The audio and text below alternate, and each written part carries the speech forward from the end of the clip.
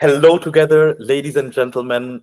A warm welcome from Berlin. We are very excited to host this TV show, Next Gen Eco, together with an amazing guest, Yat Siu, and an amazing co-host, our very own Kim Dinse. We are very excited within the Next Gen Eco TV show to discover innovation, technology, how that blends in to sustainability, and listen from amazing movers and shakers in that field, how they can support us on educating the masses on Web3 and also share inspiration for the blockchain world in particular. Yat is an amazing figure in the space, has generated and created a lot of value and captured that also with a portfolio company of 500 plus projects. We will be zooming in to our Davos session. Let me first say hello to Kim. Hi. Hey, thank you, Amir. So I'm really excited about our TV show and having our guest, Yat Siu from Animoca Brands here with us. And I'm particularly curious about the hot questions our AI agent, Lisa, has prepared for our today's conversation. Amazing. I'm also very excited about that. And yeah, happy to welcome you, Yat. How are you doing? Where are you calling from? Great. I'm calling from Singapore. It's a great pleasure to be here and looking forward to the conversations. I always am curious what different kind of AIs have in store for questions for myself. So yeah, look forward to knowing what that is. Very true. Let's start with like some general questions before we zoom into our Davos recording, where we had the chance to interview you during the World Economic Forum. So my two questions to start off would be, how do you see the future of Web3, also in light of developments in other industries and technologies? Yeah, so it's a pretty big question, but generally speaking, super bullish on Web3. In fact, there was a funny article literally just a couple days ago from Tech in Asia, and the headline was basically that Yat Siu is never going to give up on Web3. And I had sort of this Rick Astley meme, sort of never going to give you up type of thing in my head. And that's basically sort of the mindset I have here. What really excites me about Web3 broadly, and then I can talk a little bit how I think of it in sort of the near term versus the long term, is that it really democratizes access to really, if you think about it, financial assets. And by democratizing, I don't mean just existing financial constructs. In fact, it creates new financial constructs, right? It makes it possible for things that weren't able to be capital assets, like different forms of, let's call it virtual property rights, where there's gaming items that are now actual capital assets because you actually own that virtual sword or that virtual item, right? That's an example of something that couldn't exist before. Or by tokenizing real world assets, most people think about tokenizing real world assets in terms of things like real estate or perhaps maybe, even stable coins, for instance. However, the real sort of exciting thing, I think, it's about new assets that weren't there before. So a year and a half ago, we tokenized a Stradivarius, which is a really valuable violin. And what's interesting about that is not the fact that it is a valuable violin. It's the fact that now you can make this valuable violin accessible to people interested in that they wouldn't normally be able to afford, right? In fact, I think just earlier this year, a Strad was sold for over $22 million, which is great. However, the problem is that for a regular musician who might want to own one, they simply can't own a whole one. But again, through tokenization, they could do that. So I see it really as sort of the ability to democratize access to areas of financial value that normally you couldn't. And the net effect is that you actually become financially more literate. And I think to me, that's a superpower of Web3 in the longer term. So we think one of the biggest problems we have in the world is the fact that the people who have stuff are the capital class, which understands financial literacy, they understand money, and they know basically sort of how to create returns. And then we have the rest of the world, which is the majority, which is, let's call it the 90+%, which is mostly in what you would traditionally call the labor class. And they don't understand investing. They were grown up thinking about that it's, work is important. It is important. But essentially, they never treated and understood money. And you said you said you're calling in from Berlin. Well, I a little backstory. I grew up in Austria a long time ago, but in fact, I used to go to Berlin a lot because I'm a little bit older here. So I used to remember what it was like for the Wende. And so my mom used to work at the eastern side of Berlin, at the Komische Oper. So I went there on the other side and I saw what that world was like. But you might appreciate this. In Germany, you don't grow up learning about money. We don't teach that. In fact, the general expression I would have is that it's looked down. I guess it's generally verpönt, if you were taking the German word for it, right? So which is a shame, because the whole world works around money. The entire ecosystem works around money. But we don't teach this to our children, so we don't know anything about it. And so why are we surprised that there's a world that's divided between the people who understand it and the people who don't? So how do we teach that? And I think what's powerful about blockchain is it combines areas of passion and interest, but with a financial layer. So if you're a gamer, suddenly you can now learn about the world of finance, which is what we saw in the Philippines. If you're a musician, you can now learn about the world of finance because maybe you could own a piece of a strat. They don't care about Bitcoin, even though it's important, but they do care about a strat, right? Remember what it was like when you went to school. You would learn things better if you were interested in it. If you weren't interested in it, you can't, it won't work, right? Very true. So it's the same, yeah, so it's the same thing. So we think the real end goal and the real sort of democratizer and opportunity is that we become much more financially literate. Now, just imagine if most of the world is actually financially literate and understands money. That to us actually is going to really change the world, right? And that's basically what I think is the superpower of Web3. And I think that's how we do a service. Which brings me to the final point around what's so exciting around generally Web3, which is tokenization. So we think the whole world will be tokenized. Everything will be tokenized. In fact, we think of tokens as kind of the new website. But what makes it so powerful is that tokens represent ownership of the networks or the services that you want to represent. And when you have ownership in something, again, they have the potential to have capital value because now you're attached and connected to it. And I take this as an example often with sort of existing companies. For instance, Apple, which is one of the biggest companies in the world, maybe the biggest one right now, worth trillions of dollars, has, maybe 500 million or 1 billion customers in the world, something crazy like that. How many of them are shareholders in Apple? A very tiny number, right? Yeah. Almost nobody who buys an Apple product is a shareholder. How many people who use Facebook or Instagram are shareholders in them? Almost none. Very, very tiny figure. I think the total shareholders, I think of I think Apple and Facebook is something like 80 to 100,000, right? And sure, some of them are mutual funds, but the point is, it's a small single-digit percentage or smaller of the entire population that's using it. And there's a couple of very impractical reasons behind it. One of them is that it would be very difficult to have basically 1 billion shareholders in a company. You just can't do it. The administration doesn't work. But you can have 1 billion token holders. And that's how we think we can create a much more fairer world, because essentially we add value to the network, but we don't own a piece of it. And through tokenization, we can. And so we think of that as essentially another form of democratizing access, creating a more democratic access to networks that we actually create value in, and that we should have a piece and own a piece in. And that we think is how the future of Web3 is going to be. Obviously, it's a long road ahead. That's what we're building for. That's what you guys are building for. And we think it's going to create a better world.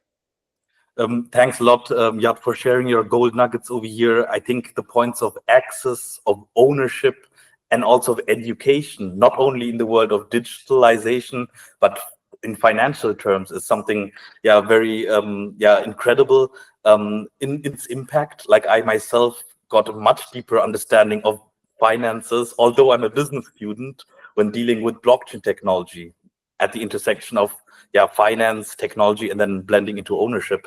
Yet before we zap over to the Davos interview, where we will be drilling more into more details, the second question I have for you for today is, whom would you love to see on this TV show? Whom do you think would inspire and educate the listeners who might not know too much about Web3 technology and innovation? Well, there's a lot, right? So I would say, can I only mention one? No. But yeah. So I don't know who else you've had on the show. There's so many. But obviously, if you bring in someone like CZ, that is, super successful, and he's also actually trying to do something in education, with Giggle. So I would say he'd be a great candidate. But of course, the other one is a little bit more philosophical, but also important. Someone like Vitalik, would be great as well if you haven't brought them on sort of on board. I would say, there's so many, but if you haven't had either of these two on the show, certainly you should try and get them if you can. Thanks a lot for sharing, Yat. We'll definitely reach out to them and hope to have a joint victory here for our viewers and the TV show. Yeah, after delving into the Davos interview. Good morning here from Davos, World Economic Forum 2025. We're super excited to be here and are very honored to have Yat Siu, a person who needs no introduction in the Web3 world. But as we have viewers from the non-Web3 world, we are looking forward to dive into who you are, what you have been building, and what inspires you to do what you do. Thank you. Yeah, so my name is Yat Siu. I'm chairman and co-founder of Animoca Brands. We're a company that today actually has over 540 portfolio companies in Web3, but we're not just an investor, we're actually a builder in the space. We employ over 1,000 people worldwide, basically building products and services. And today, basically as a business, we are probably one of the largest Web3 conglomerates, both in revenue in terms of asset size, in terms of helping build the space. And we think Web3 will change the world, and we think tokenization will change the world. Thanks a lot for the short introduction. You're admired by the Web3 community for your different achievements. Now, usually you're at the receiving end of an elevator pitch.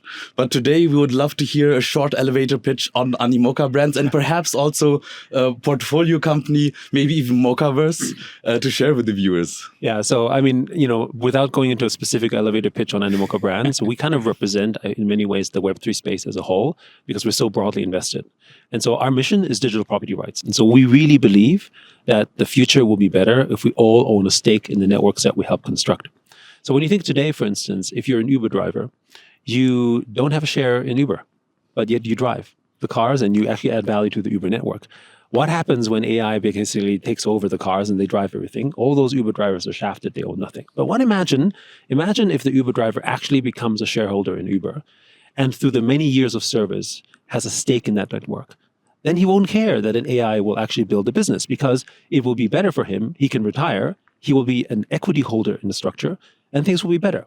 Now, there are about, 500 million people who use Apple products. There's about billions of people who use Android products. None of them own the sort of the networks that they help construct. How many people use Facebook, Instagram, or TikTok? How many of the users actually own anything in network? Basically zero. Right? And that's actually why we have concentration of wealth the way that it is. And that's why we have problems in society. Tokenization solves this because actually what happens in the world of tokenization, everyone can be a stakeholder. How many people own Bitcoin? How many people own Ethereum or Solana or Mocaverse for that matter? Meaning that you can build a kind of network economy that is shared across everyone because everyone has equity ownership, meaning that they have property rights, which is not in violation of any kind of capitalist and freedom standard, right? Because the solution that people are thinking about today is around, well, okay, we have to distribute wealth fairly. So this is where a socialist element comes into central control, saying, you should have this, you should have this, I decide you should have this. Because we don't have a way of distributing the value in a manner that is commensurate to the service because of the abstraction of capital and labor. But in tokenization, you can do that. And tokenization in Web3 is really a new wealth class because of that. Right? And so what we're trying to do with Mocaverse, which is one of our projects of the 540 that we have in the group, is around solving one of the biggest problems we have, which is digital identity and reputation. Now, we can have a digital identity, but one of the values of digital identity is worthless without reputation. So if you know my name, that's great. But if I don't know your background, no difference, right? I'm here because of your reputation or your reputation. You're talking to me because I have a reputation. If I'm someone that's anonymous, that may have a name, I wouldn't be here and we wouldn't have a conversation and you couldn't trust me. And that's actually how economies work. The largest economies in the world, the ones that have best GDP, have the highest level of interpersonal trust. If I go to a shop and give you money to get some bread, and I know that you're not going to just take it, that works. It's surprising how many places in the world you can't do that, where you can just go there and give someone money freely and he'll give you the service you expect. But in the places like in Switzerland where you can do that, we have a thriving economy because we can have interpersonal trust. And that's what we need in Web3, and that's what Mocaverse is solving as the reputation layer, meaning that we can attest reputation towards other people of what they've done. One of our problems in Web3 is civil attacks. Basically, people are just, we're big supporters of the Ton ecosystem. We've gained tens of millions of users from the network, only to find that 70 to 80% of them are basically bots. Why? Because there's money involved. So how do we solve it? Reputation. I will only transact with the kind of wallets and users that have a good reputation. And this is basically what will then ultimately open up, we think, the holy grail, which is unsecured credit. The reason why Web3 is so focused on over-collateralization is because the trust is how much money I've put on stake. But how do I do it in another way in the real world? We have unsecured credit. You go and get a credit card. You don't need to have the cash in the bank because I know your reputation, right?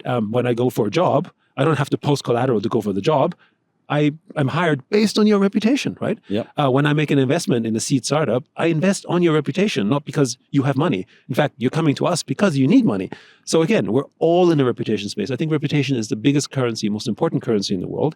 It's also interesting, the one thing that once you have it, you don't want to lose it.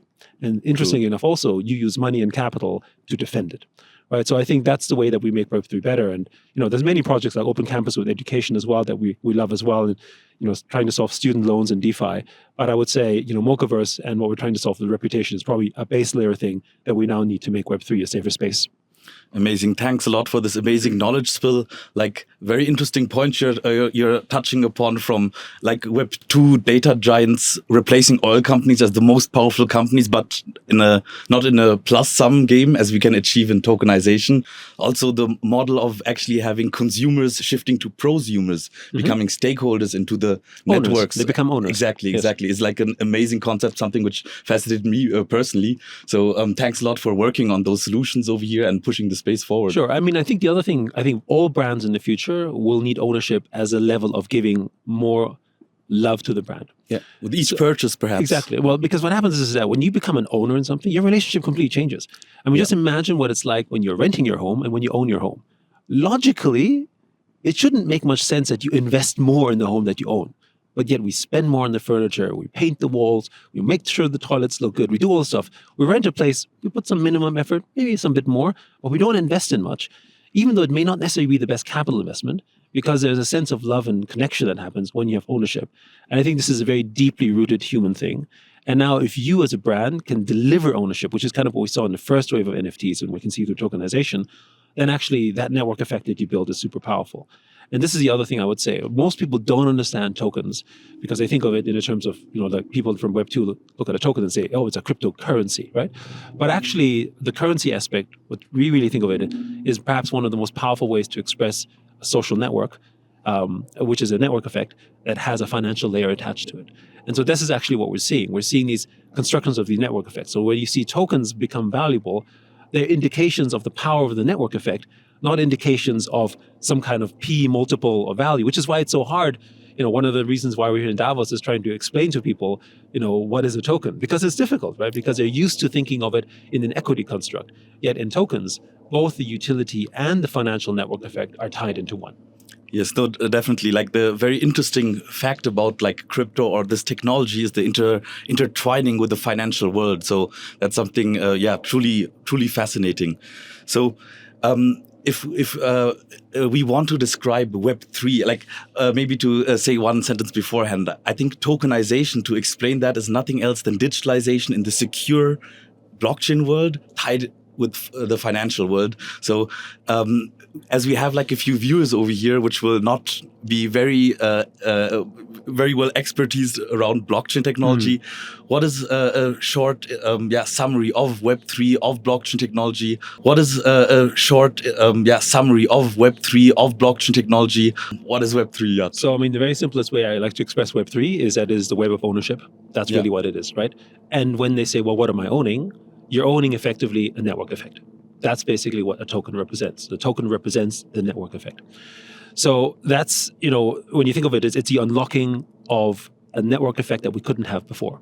So when you think of the type of classical instruments, when you think about property rights, the fact that we allowed property rights as a way for people to own stuff that they can sell and trade unlocked a whole economy of essentially merchants that basically became more powerful than the lords of their time and basically created wealth distribution of unprecedented scale, which is why centralized sort of feudal economies basically had to make way for more democratic community constructions because, again, of that common ownership that started happening. But then we had limits in common ownership because what happened was that only a small number of people, relatively speaking, could have the concentration of that ownership. As a result of that, what's the next paradigm and where ownership can be more widely distributed? It's a new type of asset. It's a network asset. It's an asset that basically is represented through tokenization. Now, the other way to think about it is the expression of intellectual property. Intellectual property is actually another form of a network asset, which didn't happen hundreds of years ago.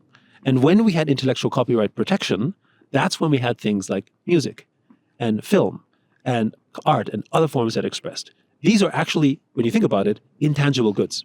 So we've already moved away. Even software is patented and trademarked. Yeah. These are intangible. They're not something that I can hold like a piece of real estate. They're actually virtual in construction, and they have a value. And because of the fact that I could protect it, I can monetize that effect, right? That's what intellectual property rights did. If we didn't have that, there would be no music industry. The next level of that is basically tokenization of these other areas that didn't have the value to have this kind of intellectual property rights protection.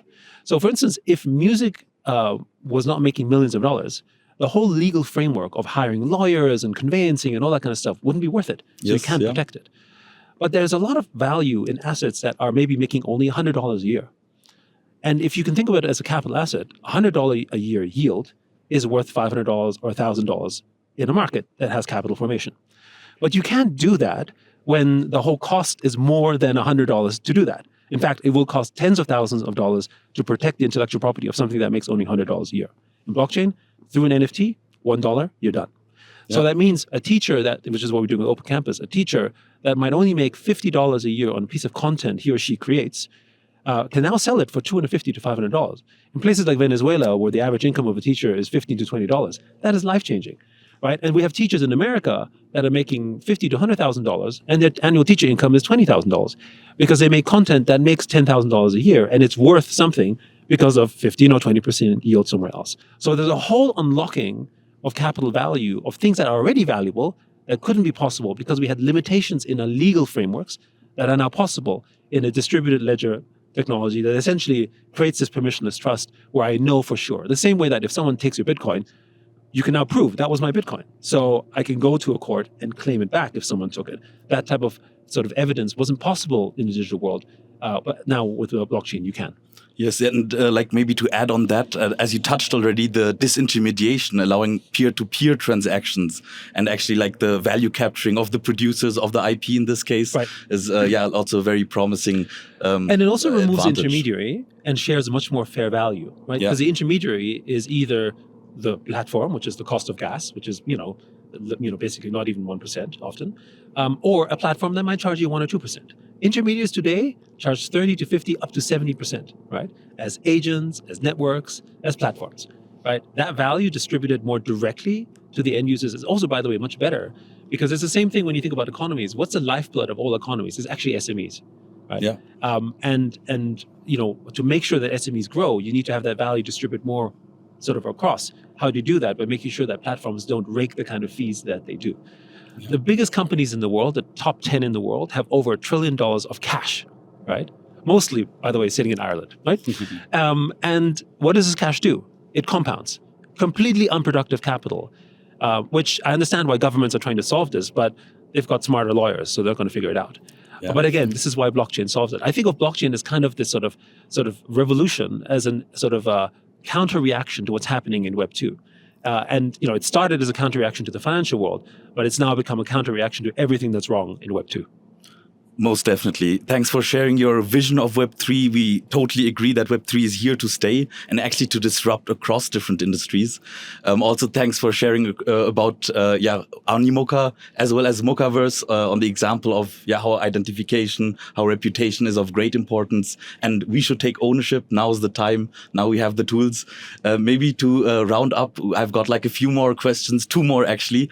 First of all, share a little bit about who you are, what inspired you to become who you became.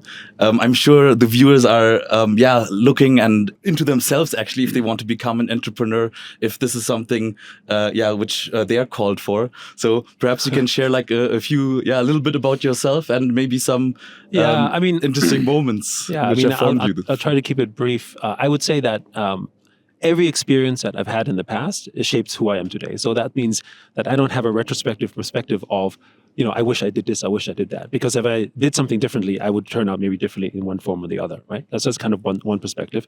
How I grew up, therefore, shaped my thinking about the world. I grew up in Austria in the 70s and 80s, which was basically during a time during the Cold War, right? So we still had the Iron Curtain. And my mom was an artist, and she was a starving artist. So I got some appreciation of why I shouldn't be an artist, but also problems about the world around the fact that my mom was not financially literate. And she ended up working for a fair bit of time at the Komische Oper, as well as in Leipzig, which was on the Eastern Bloc. So I would visit her, as a child. So that gave me a pretty indelible sort of view of the world at the time when I was going cross-border, seeing literally what the West and what the East would look like, which gave me a very clear perspective of what I don't want.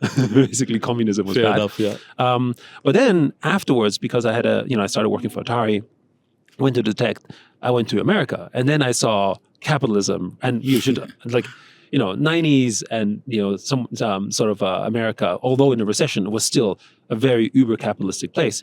And then I came to Hong Kong, and that was like Milton Friedman's wet dream. So this place was just completely capitalism rampant. And when I arrived, there was no social security net, right? There were basically elderly people pushing sort of carts, while they were billionaires basically, and I think the highest ratio of Rolls Royces in the world and Rolexes and whatever. Tiger City, yeah, exactly. So reason. saw the full of these extremes, right? Which I think gave me a perspective as to how do we construct something that is more equitable in a manner that made sense, and shaped my thinking. And for me, the reason why I got so early on in the internet and built one of Hong Kong's first ISPs is that I thought of it as the information equalizer, which it kind of was, right? In the sense that information was no longer sort of something that was sort of locked and exclusive. It was available to all. And that was my attraction about basically building internet, and very much an open source proponent, building an open source and one of the very largest Linux operations back in 1999, right? So that was a long time ago. So all of those shaping and thinking sort of helped sort of think about the space. And so I would say, though, as time evolves, if you build purposefully, in my case, I don't think everyone needs to think about impact the same way, but our motto is building with impact and purpose. So if you build with purpose, whatever it is that you do, then you will kind of get towards it in some form or another. Did I know what I would be doing today, 20 years ago? Absolutely no clue, right? But I did know what I wanted to achieve in a broad context of trying to drive, what I thought would be a more equitable construct for the world in whatever shape or form that would happen. And, through that, I ended up discovering basically blockchain, not because of Bitcoin, but because of NFTs, because I was in the gaming world. And in the gaming world, really, if you think about it, it has, in the initial, no connection to Bitcoin whatsoever. It was a financial instrument, this is entertaining and culture, there would be no connection. And when NFTs came in 2017, that was our entrance into the space. And all these things had to happen, right, for it to happen. So I would say, and by the way, it happened late in my career, right? It wasn't like, there's a lot of people who say, oh, you have to be a young entrepreneur. Sure, you're dynamic and whatever, but life experiences does matter. And I think the sort of ascent of what we're seeing in Web3 and Animoca's sort of participation in it comes from a collective knowledge and wisdom of what we've gone through over the last 20, 30 years. Awesome. Thanks a lot. So you've been crossing borders early. You've been crossing different industries and saw the different puzzle pieces coming together. Thanks a lot for your amazing contributions to the space. We're looking forward to have you on a next episode and dive a bit more into a few questions. Thanks a lot, Yat Siu, for taking the time here at Davos. Thank you for having me. Awesome. Very much excited to hand over to Kim. She will take a leading part now in the AI agent hot questions topics of Next Gen Eco. Yeah, thank you. And thank you, Yat Siu, for your learnings on this session and also for in Davos about Web3. Very inspiring. And now let us know what are the hot questions from Olisa are. So the first question would be, what would you be doing instead of doing Web3, including gaming and data ownership?